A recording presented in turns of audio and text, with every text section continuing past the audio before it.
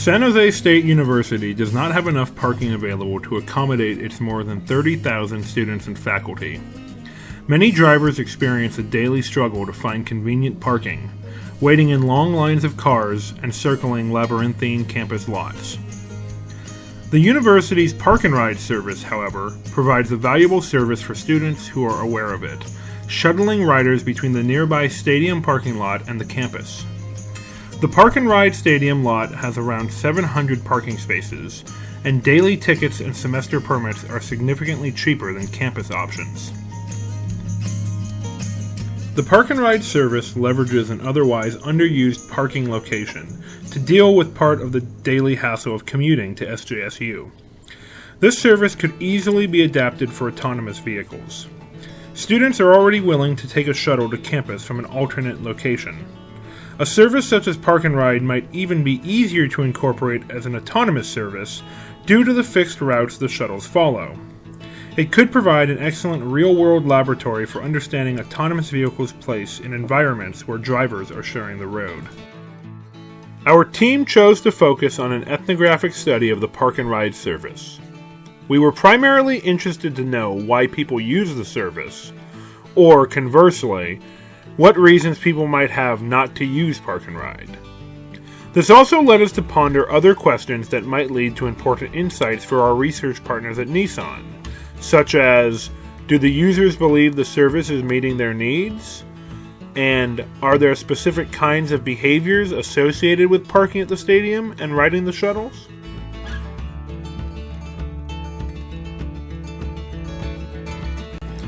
Our team focused on the two most common Park and Ride stops, the stadium parking lot on 7th Street and the stop outside Duncan Hall on San Salvador. All shuttles stop at these two locations, and the shuttles between them run the most frequently. The stadium lot has a semi-enclosed shelter for riders waiting for a shuttle, and the Duncan Hall stop has a small covered bus stop with a short bench and planter boxes and stairs that riders use as impromptu seating areas. While waiting for the shuttle or riding between stops, the riders we observed engaged in a few common behaviors.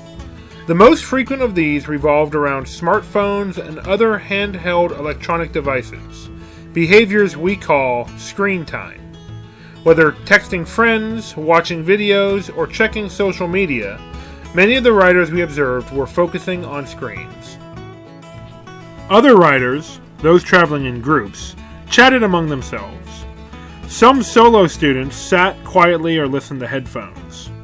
The students we interviewed were generally pleased with the Park and Ride service, citing the certainty of finding a parking spot, the reliability and regular schedule of shuttles, and the affordability of the service as major factors in their willingness to take a few extra minutes to ride between the stadium and the campus.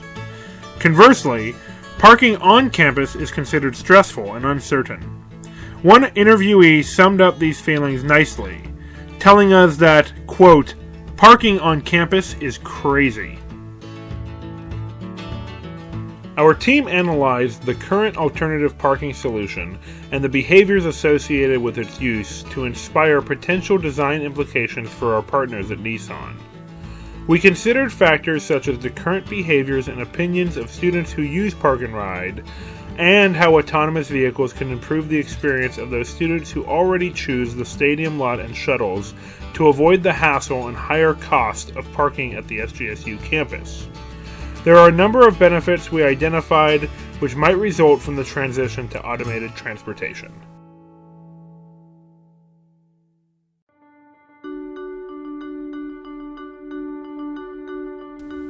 Given the use patterns and behaviors we observed, we believe more students would be willing to utilize transportation services that pick them up at their homes or another designated arrival area, such as the Park and Ride lot, and then be conveyed in autonomous vehicles to areas closer to their classrooms or other locations around campus.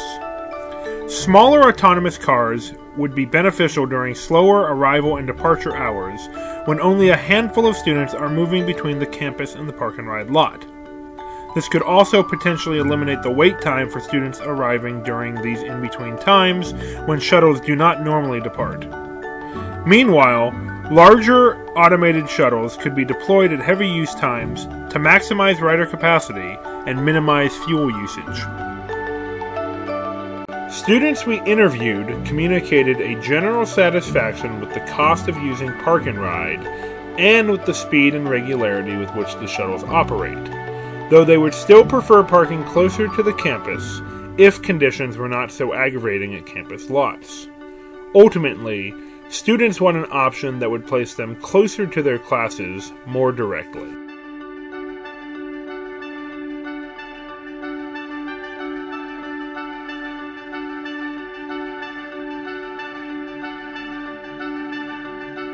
Automated shuttles would also allow for new uses of the space within the vehicles themselves. Without a driver to be distracted, monitors could be placed within the vehicle cabins to show videos and advertisements. Possible uses include showing short student videos and similar projects, which feature SJSU students and some of the academic activities they are engaged in. Videos could also be produced to inform students about new majors or certificate programs. If outside advertisements were shown, this could be a potential source of new revenue, as companies would pay for their commercials to be played, and the money could be used to maintain shuttles or even to reduce the cost that students must pay for parking permits. Based on our interviews, we learned that price was a major consideration for students when making their decision about where to park. The Park and Ride semester permits are half the price of the permits for parking on campus, costing $96 a semester instead of $192. The shuttle service is currently supported by the parking permits and through SJSU student fees. By incorporating advertisements as a source of revenue, some of the financial burden could be taken off of students. Additionally, these new funds might allow for an expansion of the service.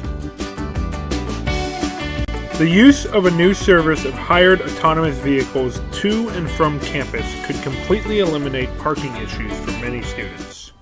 In the future, students might be able to use an app on their phones to summon a vehicle to take them directly from their home to school and back whenever it is convenient for them, without waiting on a shuttle schedule or needing to arrive much earlier to accommodate uncertain parking availability.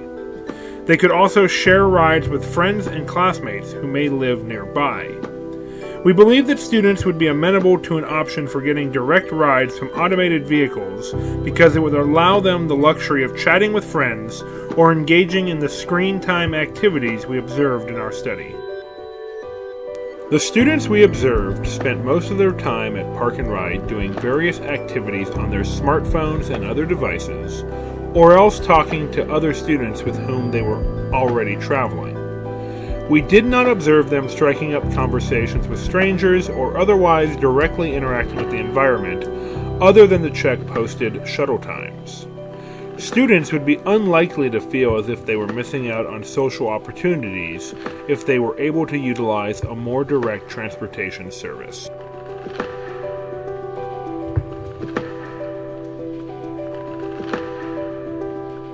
By providing such a service, Nissan could revolutionize the ways commuters interact with their transportation options and create a solution that caters to students' preferred behaviors.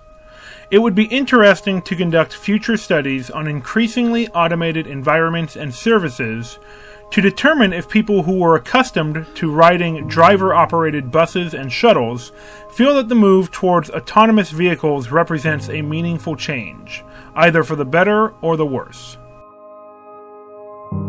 Whatever questions we seek to answer in the future will be defined by the likely inevitable proliferation of autonomous vehicles and services. If implemented effectively and with an eye towards the kinds of behaviors people exhibit, these new options will likely save time and money for the daily users of these services.